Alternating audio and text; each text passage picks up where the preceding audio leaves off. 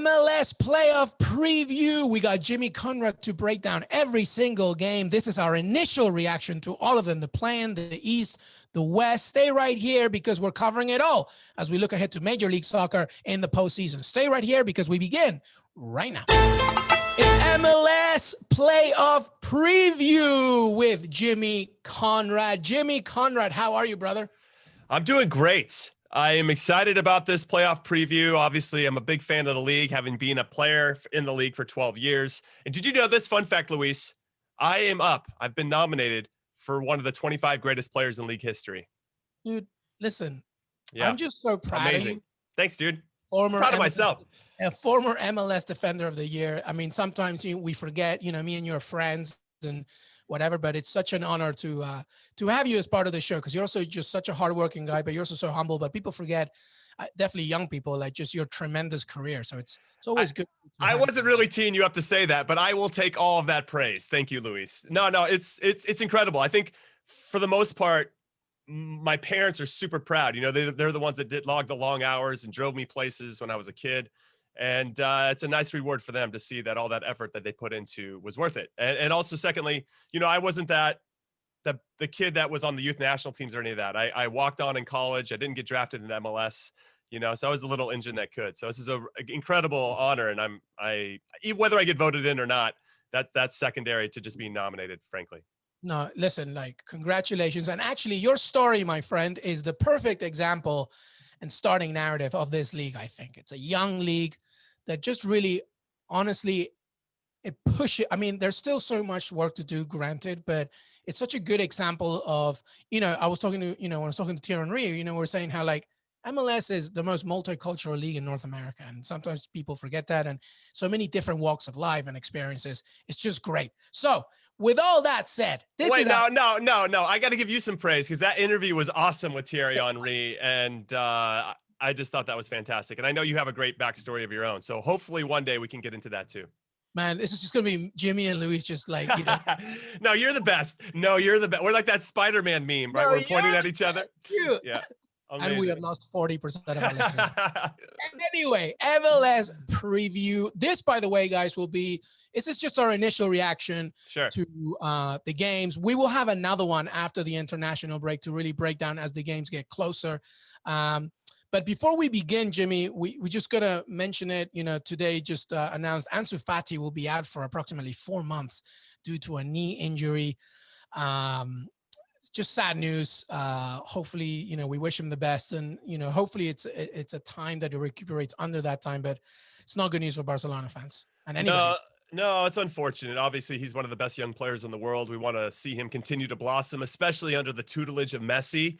So, yeah, it's a big loss for them. On the flip side, I guess Fede Valverde just got he's going to be out for 5 or 6 weeks as well for Real Madrid. So I guess both of their teams, if we're looking at it competitively and not from a human factor, but just competitively, they're both going to be without some of their top young players. Maybe for a silver lining perspective from our American fans, that will give Conrad de la Fuente a chance to get into the team and get some valuable minutes. So I don't know. Yeah, obviously devastated for Ansu Fati. He's a young guy, though. His career is going to be awesome. And I'm already jealous of it. And he's only 17 or 18 years old. But, there are some silver linings, I suppose, with regard to other players getting an opportunity to shine. And there might be an American that can do it. Yep, absolutely. And because he's young, hopefully, that means that his recuperation time will be. I'm not worried about him. He's going to be fine. He's going to be great. Yeah. We're just being selfish because we love to see Ansu Fati. That's true. Yeah, I am. I'm jealous. Yeah, I'm selfish of that for sure. But now we begin. MLS playoff preview. You already know the story. The extension of playoff spots obviously was bigger this year because of COVID and just the breakup in the league itself and the season. So, our producer right now, as I'm talking, is showing you the bracket. And it's a really intriguing one, beginning with the Eastern Conference playing rounds where Nashville and Inter Miami, 2 teams, their first season, and they make it into the playoffs. On the other side, New England and Montreal. Some really tasty matchups. We're going to break down each one. Jimmy will offer his knowledge and context to each one. I'll apply a little commentary as well. But before we begin there, we have to salute Philadelphia Union for winning Supporters Shield 2020 the first time, just over a decade of existence, they win it. And this is a tremendous story, Jimmy. People really, it's not just about the fact that they played this well this season, but it's just been a step-by-step process from their philosophy. Your thoughts on Philadelphia Union? They have been so good this season. They were good, and MLS is back as well. People remember they had a nice run. There was a nice vibe about them. That was when Brendan Aronson started to get a little hype. Now he's signed to RB Salzburg moving forward once the season ends.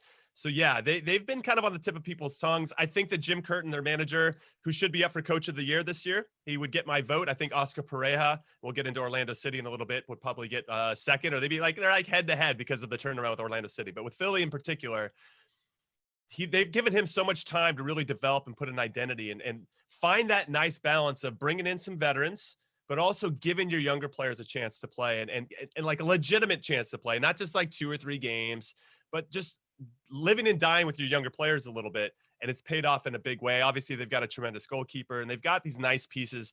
So good. Everybody listen, they scored more goals in the league than anybody else, and they gave up the least amount of goals as well. They're doing it on both sides of the ball. They are 9-0-0 at home. They have home field advantage to the playoffs.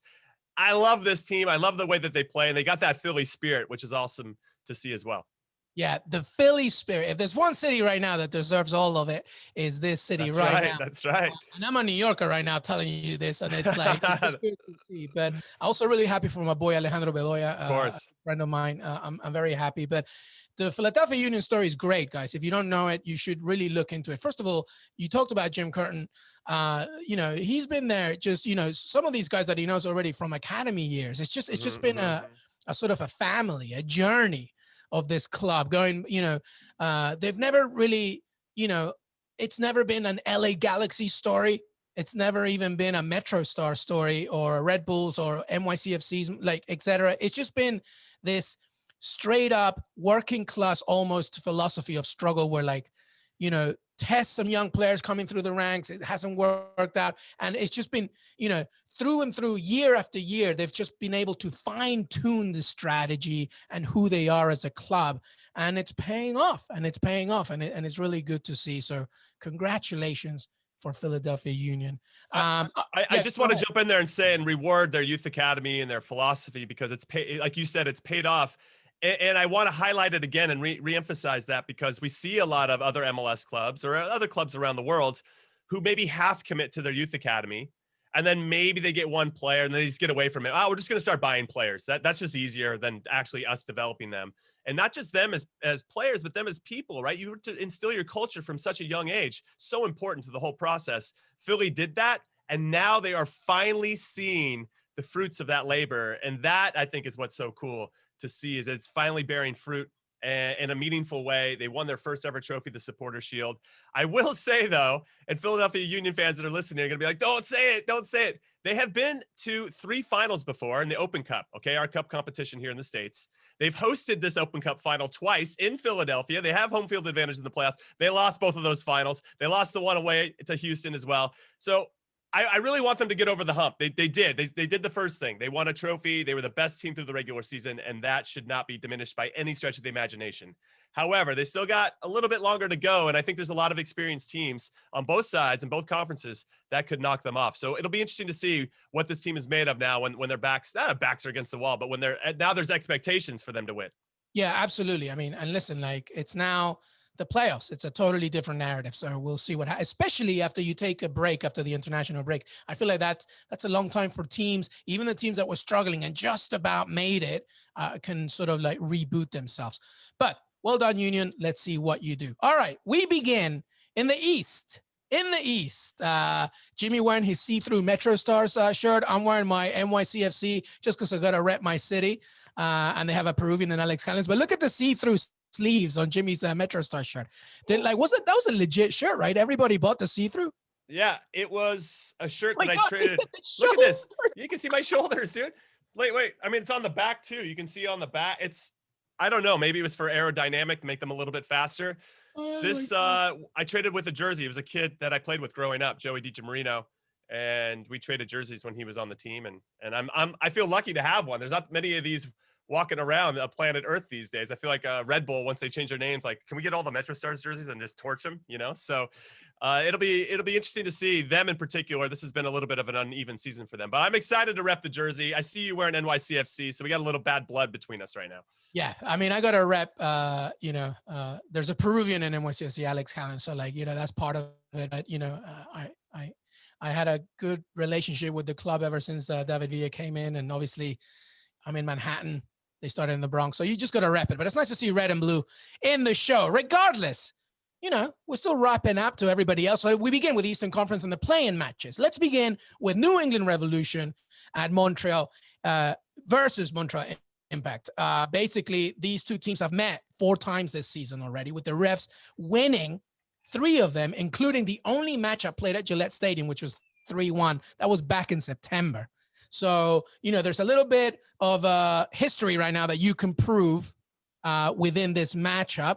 Thierry Henry just about got it, beating DC United. The refs ended up in 8th. A good game. It should be. I feel like this will be a really tight one, actually. Jimmy, your thoughts? Yeah, so both of these teams are managed by people that I look up to. Bruce Arena with New England, the winningest coach in MLS history. My coach that picked me to go play in a World Cup. So I've got a strong bias to Bruce in so many different ways. Love that dude. But I also love Thierry Henry, obviously one of the top 5 strikers easily to ever play the game, maybe even one of the top 5 players, depending on where you lived. And if you're like Arsenal fan, you're always going to say him top 5. He has this ability, right, as a world-class player, former world-class player, to impart that wisdom in a way. I don't know if it's necessarily kicked on for him. And I'm sure, well, I mean, he talked about it a little bit in your interview. Just the difficulties of transitioning from being a player to a coach, but they're both kind of coming in a little uneven. Montreal lost 3 straight games prior to them beating DC United on the last day of the season. That was a bit of a fight. There's some kind of spirit though that I like about Montreal. However, I just don't think you can sleep against a team that's coached by Bruce Arena, who's won more MLS Cups than anybody else. He knows how to press the right buttons to the players. They've only lost once at home all season. I like New England to slightly do the business. But if Montreal won, I guess I would come in to you and Luis and everybody listening. I wouldn't be surprised either if somehow Montreal stole a win here and kind of ruined Bruce's party. I like what Bruce has been doing with the Revs. I think he's really turned around their culture and their identity a little bit. But yeah, this is a toss-up. I went on William Hill to see if there's any early odds. There isn't yet. So once it gets closer, then we can start talking about the odds in this one and where I'm leaning specifically. But right now, those are my early thoughts. Yeah, no, the only thing I'll say is that out of all the games, even round 1, I feel like this is going to be one of the tightest. One of Montreal's advantages, I think, is ironically enough, a disadvantage to them, the fact that they've had to be away from home for so long. And that might be, just this resilience building that they need. But it's going to be a tight one. Let's move on. Nashville against Inter Miami, 2 teams who were just born into the league. Nashville obviously has been around for a while, but their inaugural season, MLS, 2 teams, they make it. Obviously, part of it is thanks to the fact of the expansion of the playoffs, but Nashville were 7th. So, and Inter Miami ended 10th. Nashville have had the better of the 2 games, the 2 teams between this season, winning 1-0 at home in August.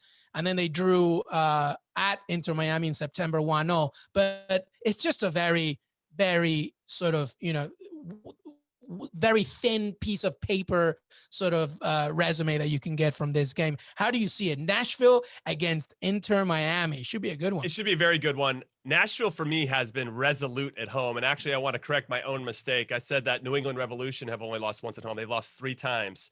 So maybe there is a better chance for Montreal. It's actually Nashville. I had them in my mind. They've only lost once at home. And that was a big win. I can't think of who it was. I've got so many teams in my head, but they've only lost once, which I think is really important to know. However, when you think about these 2 results that you brought up with regard to Inter Miami, they now add Gonzalo Higuain into their team. Whatever you think about Gonzalo Higuain, he still has the ability to be a top player at any time. And we've seen his passion already since joining the team. Obviously, when he missed that penalty when he first joined, people were giving him a hard time. I think he wants to come and improve it. That he can carry a team on his back and go all the way. They obviously added Matuidi as well. So you get a lot of, just a good guy in the spine of the team with a lot of experience. So I don't think you can sleep on Miami in this one, but just given how well Nashville's played and they've figured out they kind of morphed from a 5-3-2 into a 3-5-2. I'm a big Walker Zimmerman fan. I think he's been very low key and underrated, almost like this whole team. I mean, you got 2 expansion teams here. I think Nashville is quietly very solid and hard to beat and hard to break down. And I think that could frustrate Miami, who at times can get a little stifled in how they attack consistently. So I like Nashville, just given all the stats and kind of the momentum and everything we see. However, when you do add world-class players, or if you give too much attention to Higuain, that could open up space for Juan Agudelo, who at times can be very, very good and score, and he's very streaky. But once he starts hitting the back of the net and gets some confidence, he's a top player. So I don't know, it's a coin flip in some ways, but I think when you just look at it on paper and what both teams have accomplished this season, I like Nashville. Yeah. Okay. Yeah. I might have to agree with you here. It's going to be really tough. Listen, Nashville. That was hard for you. That was, tough spitting that out. Well, the reason why is because it's actually, when you look at it on paper, it's just very difficult. For one, you don't have these years and years of going back and seeing, and the relationship that these teams have had. This is brand new for them. And then 2, Nashville are very good on set pieces. That's where they've been really dangerous. And I feel like that's Inter Miami's vulnerability sometimes. But then your Higuain Matuidi argument as well. I mean, when you have Gonzalo Higuain, somebody who's just played it's just those little things can be differentiators. I mean, we talked about their Classicer this weekend. It's about taking your chances and having those star players. That could be the thing. But here's one thing. Nashville at home this season were 4-1-5. It's not great. Right. And Inter Miami on the road, they only won 2, but they tied 8. So I'm wondering are they going to push this all the way to extra time? Right. And then maybe something happens at the end there. So I'm switching. I'm going to go with Inter Miami. Okay. Inter Miami. By the way, we're going to have Nashville manager Gary Smith on the show later as well. So later on before the playoffs. So hopefully, please tell him I said hi. I have an incredible story about Gary Smith. Can I bring it up really quick? Yeah. Okay. So he was coaching the Colorado Rapids at the time. I'm playing for Kansas City, and I go for a header with Connor Casey, who's just this man-child, this massive dude. And he elbows me in the face. It's fine. You go up. It happens, right? But I take a nice, clean shot to the face. Referee doesn't call anything. At this point, this is where the rule is starting to get implemented, where you have to protect players from getting, elbows to the face. It didn't happen. So I am just yelling at the referee the whole time. The trainer comes out. I go to the sideline. I'm right in front of both coaching staffs. And Gary Smith says, "Hey, Jimmy, why don't you shut up? It's a man's game." He said that to me. "Why don't you shut up? It's a man's game." Okay. So I looked at him and I gave him the old, "Okay, no problem." Let's fast forward 20 minutes later. I absolutely cleanly, I don't know if you can cleanly 2-foot somebody, but I Drew Moore out. He's still playing for the Rapids at the time. No call because it's clean. I get the ball first, but I go through him pretty hard. I'll raise my hand and say that I do that. Gary Smith is yelling on the sideline that this is like a yellow at the least, maybe a red card, just like berating the referee. So I'm jogging back. I go close to the sideline. I say, Gary. He won't look at me. Gary, he won't look at me. And he finally looks at me and I go, "Hey, Gary, it's a man's game." You know what I mean? What did he say? Oh, dude, I heard, I knew some people on the team. He hates me. Now, I don't know if he hates me now, but like at that time, I basically called him out for using the same narrative that he used against me. And so I feel like there's like this little beef between, I haven't talked to him in years. I haven't seen him in like 10 years, but I don't know. You don't have to bring that up, but that's my Gary Smith story, everybody. Well, I might not bring it up because I need to first know if he still hates me. But I love it. Hey, listen, it's a man's game, baby. It's a man's game. If you're gonna come at me with that, I'm gonna use it against you. But what a story, huh? Unbelievable. So I think there's a mutual respect. I really love what he's done with Nashville. I'm really proud of what especially an expansion team. It can't be easy. I'll be honest. I raised my hand. I had question marks about them hiring him. Like, all right, I haven't seen him do much since his stint in Colorado. What's he been up to? But he has been fantastic, and I don't want to take anything away from him. I think Nashville is a very good team, and I think they will be for a long time.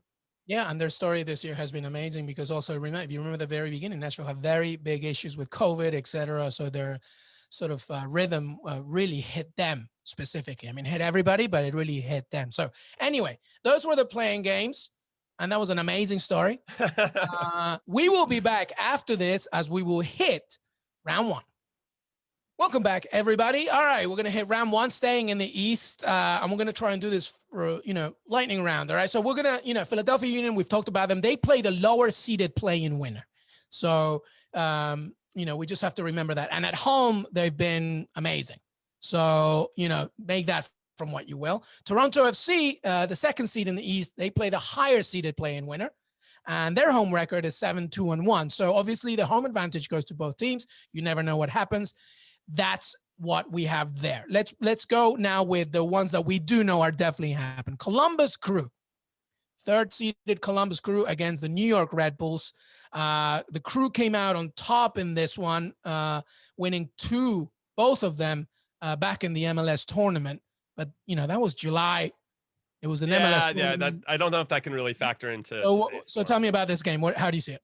I like the Crew. I think that their manager, Caleb Porter, has done a good job kind of reestablishing their identity in some ways. Not to say that they didn't have one under Greg Berhalter, but kind of implementing a different type of style. And I think they needed a few pieces to get there. And them getting Darlington Nagbe from Atlanta, I think, was the pivotal move. He played for Caleb at Akron in college. So it's a nice rapport there. And a lot of things just run through him. And if Darlington is feeling it, then usually the Crew play a lot better. But they have a lot of talented players. Jossie Zart is still banging in the goals, doing his thing. I like the Crew at home. Very similar to Philadelphia, almost. They have played 10 games at home and won 9 of them. No draws in those 10 games. Won 9 and lost 1. I like them. The Red Bulls have been so uneven. They fired their coach, Chris Armas, for this, even though I'm wearing a Metro Stars jersey as a throwback to them. I just don't know which version of this team is going to show up. They could. That's the beauty of MLS. It could on any given day. Anybody can beat anybody. That's part of why we love it. It's part of its charm. But I just think on paper and just in terms of the season they've had throughout this, even though through the ups and downs of COVID, they're still really steady. I like the Crew in this one. Yeah. Just 2 names here. Lucas Elayaran, just, such a force playing right behind Sardes. And Pedro Santos, who's right up there in assists in the league with 7. So I agree that they're at home. They look good. They feel confident. I got the Crew in that one. 2. All right, let's keep going. Well, I like this one. Orlando City. That's good. Oscar Parejas, Orlando City against NYCFC. 4th meets 5th.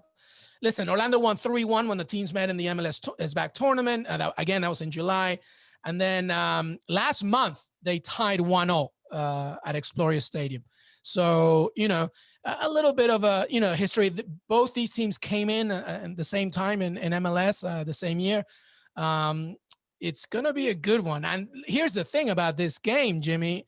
It's also about like what happens once the international break is over and who comes healthy and fit, because they rely a lot on international talent as well. Pedro Galese, the Peruvian goalkeeper, Alex Callens on the other side center, but there's still so much talent from Nani, of course, etc. So how do you see this one? Orlando City, NYCFC, 2 teams that came to the league at the same time. That's a great one too. I love this matchup. I think both number 4 seed versus number 5 seed in both conferences are next level. Both have a lot of good narratives. Obviously, Orlando is, as you say, excellent in the MLS's back tournament. Really had that team spirit, that new coach, Oscar Perea, who I think should be up for coach of the year right next to Jim Curtin from Philadelphia because of what he's done. And because if you guys remember, I don't know how many people have a short-term memory. Dude, Orlando was the laughing stock of this league about less than 12 months ago. They were a dumpster fire, no direction. They signed Nani, but what else was going to happen there? And Perea has done an unbelievable job to get these guys all rowing the boat in the same direction. I will say, though, heading into this one, and I thought they drafted properly. Daryl Dike up top is unreal. He should win MLS Rookie of the Year, or should be up for it for sure, or Young Player of the Year, whatever they're naming it now. But they were up 2-1 this past week against Nashville right before you go into it. And I feel like form, like your vibe going into the playoffs is important.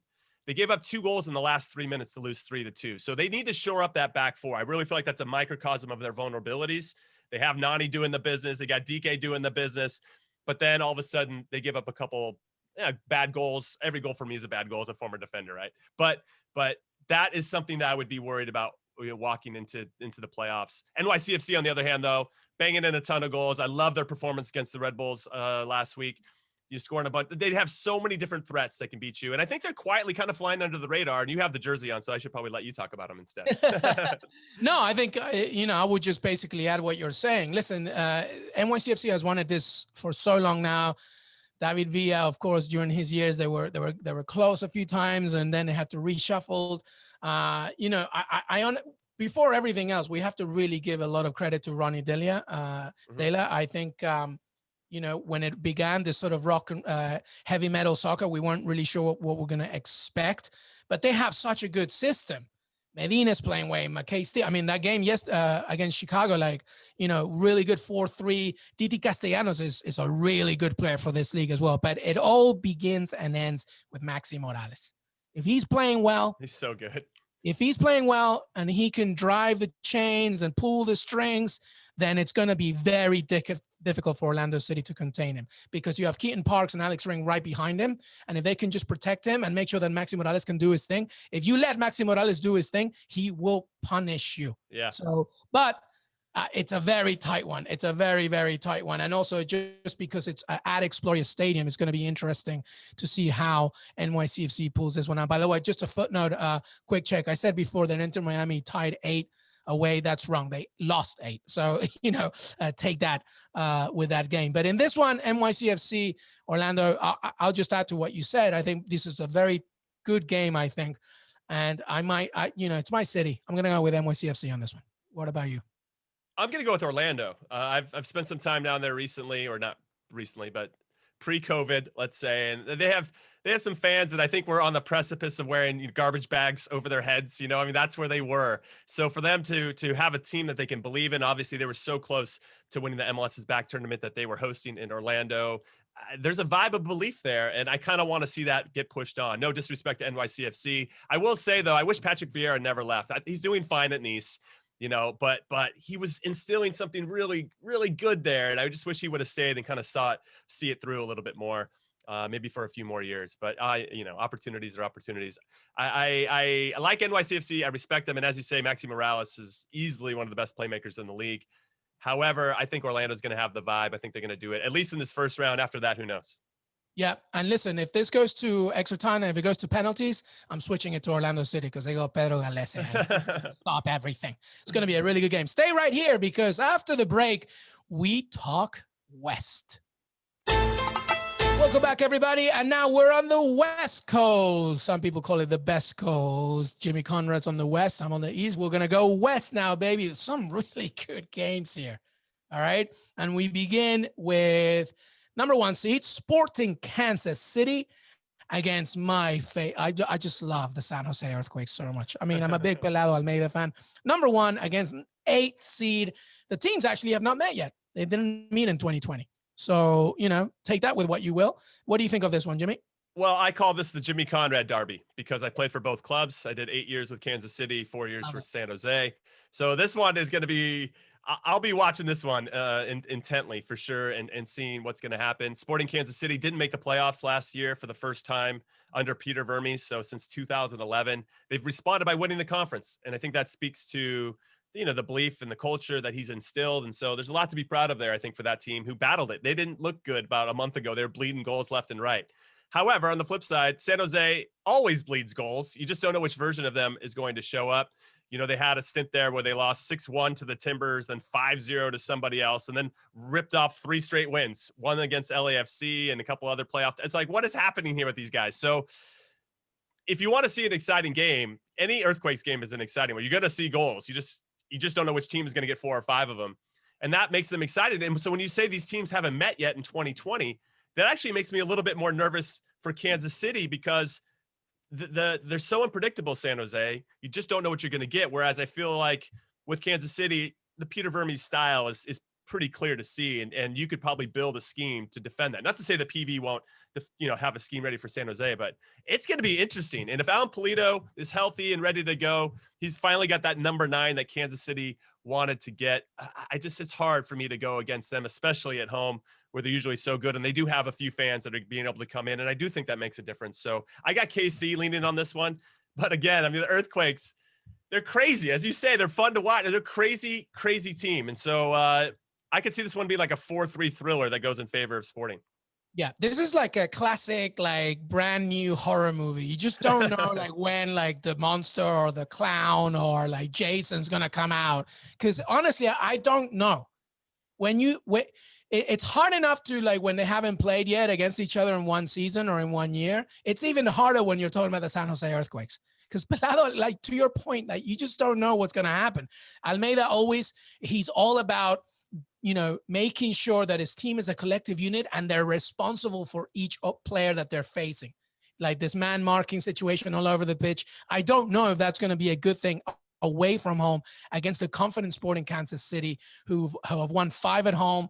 And, San Jose hasn't been great on the road. But again, this is the playoffs. They haven't faced each other.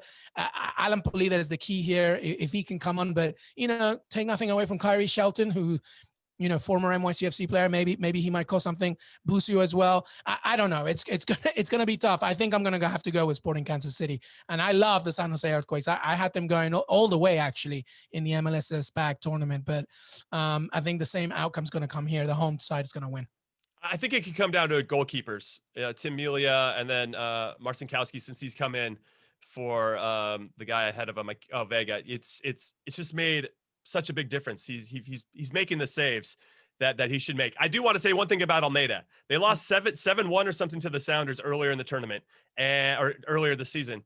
And Brian Schmetzer, the coach of the Sounders, the reigning MLS Cup champions, said that he thinks, given how well San Jose has turned it around here at the end of the season, that Almeida should be up for Coach of the Year.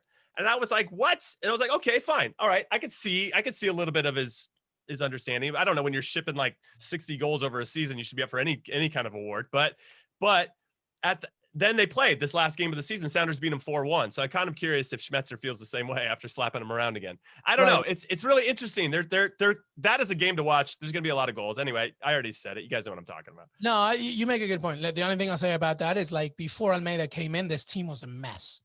It was a mess. And, they made it to the playoffs. But again, we're talking about this one. Should he have Manager of the Year nomination? I don't know. I just no, not this season. But it was just interesting that a respected manager, the reigning MLS Cup manager, would go out of his way to say something like that, which I think speaks to what Almeida's done. I'm a big Almeida fan, but their lack of consistency is what kind of gives me pause, let's say, with regard to Manager of the Year. It has to go to Perea or Curtin for sure.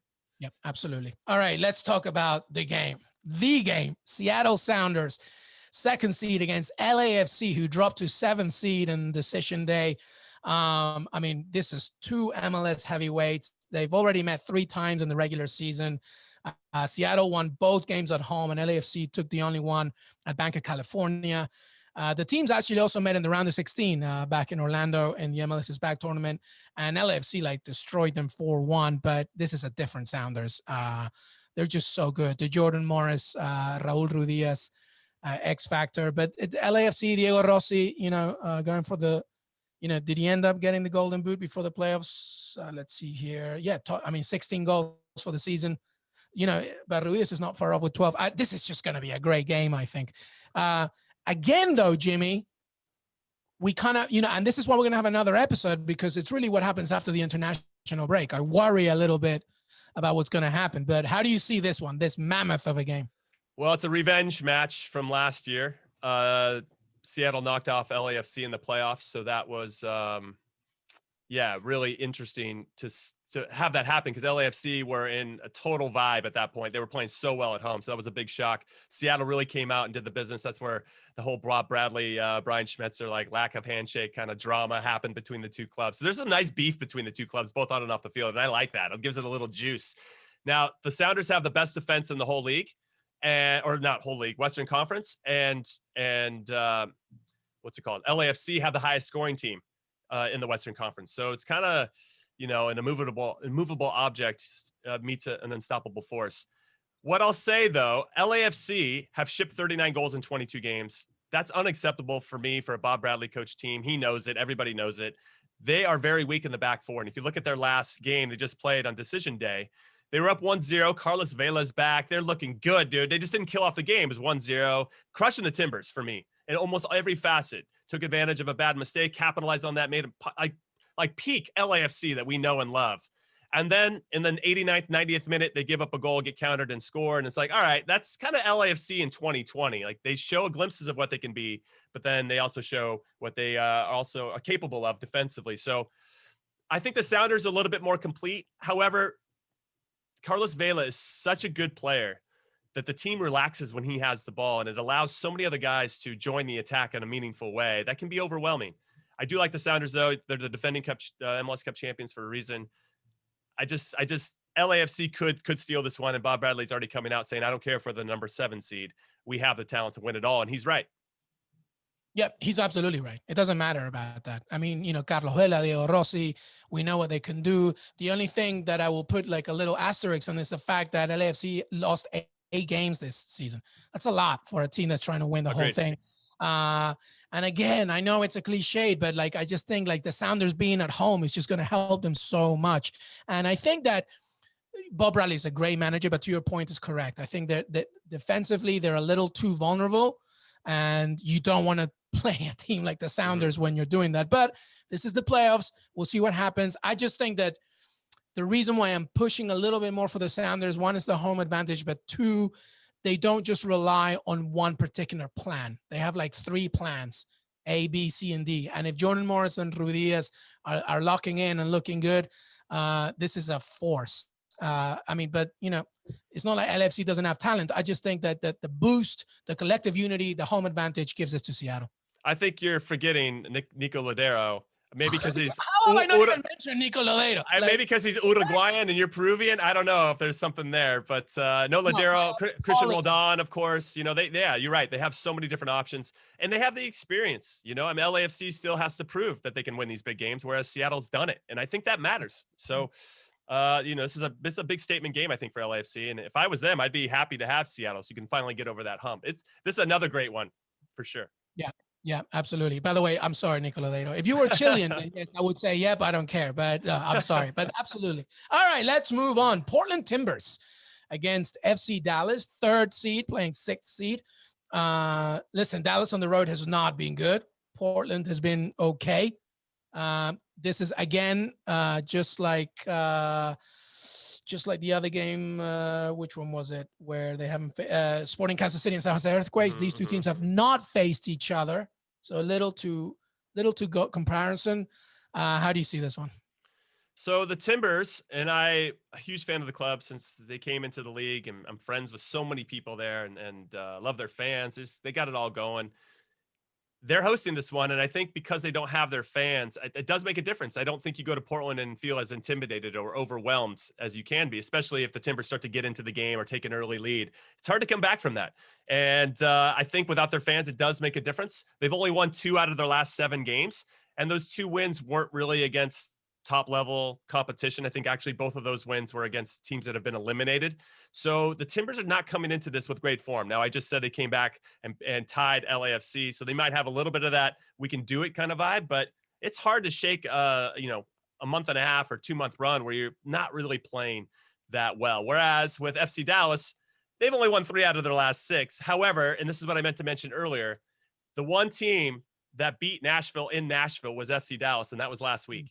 And then they had to travel to Minnesota a couple days later, and they got slapped 3-0. But in fairness, they did something that nobody had done before, and that speaks to the team. And 1-0-1, that's a gritty playoff win for me. For me, they're already in playoff mode. I'm gonna leave that Minnesota result kind of off to the side a little bit, just because I think they were a little bit tired. Minnesota didn't have that same game midweek. And I don't know. It's a tough one. I could see of all the games where I'm like, I could see an upset. I could see Dallas winning this one for sure.